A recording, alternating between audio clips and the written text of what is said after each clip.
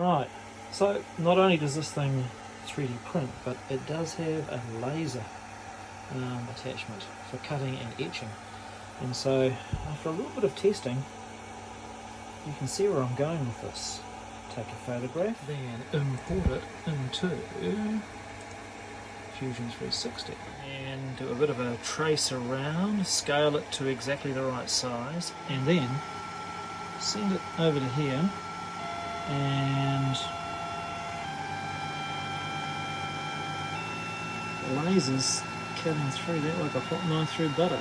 Believe it or not, faster. Like a lot faster. It's going to take 34 seconds. You can see where I'm going with this, right? Check it out. That. Boom.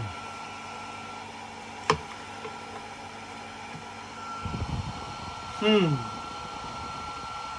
possibilities here are limitless, aren't they?